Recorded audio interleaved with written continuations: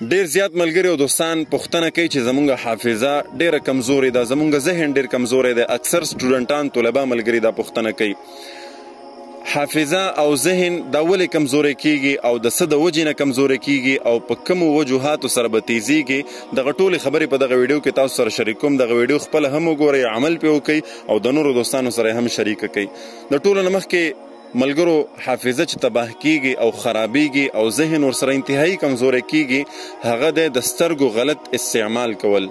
نن سبا سوشل میډیا دا موویز، فلمونه، فحاش ویډیوګانې، تصویرونه کتل، خپل نظر د نامحرمو دپاره استعمالول، خپل نظر غلط استعمالول، غلط لیدل پې کول، په دې سره حافظه انتهایی تباه کیږي.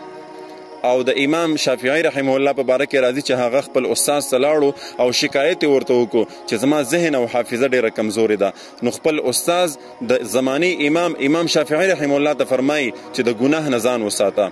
اوس امام شافعي رحمه الله غونته شخصیت هغه ته استاد دا وایي چې ځان د ګناه نه بچ که، حافظه او ذهن به دې تیز شي.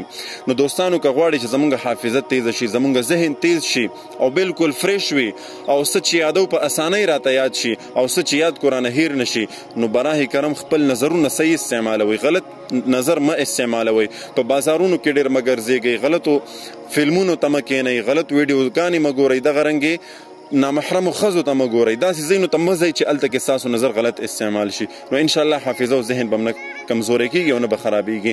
عمل درته ښایم، عمل دا دی چې د هر فرض مونځ نه پس دا ښی لاس دغسې رخلئ او په دې سر باندې ږدئ، 11 کرتې یا قویو یا قویو یا قویو، دا د الله نوم دی، دا وایي. ورسره الم نشرح سورت چې ده سورة الانشراح په 10مه سپاره کې بسم الله الرحمن الرحیم الم نشرح لك صدرك ووضعنا عنك وزرك الذي انقض ظهرك ورفعنا لك ذكرك فإن مع العسر يسرا إن مع العسر يسرا فإذا فرغت فانصب وإلى ربك فارغب.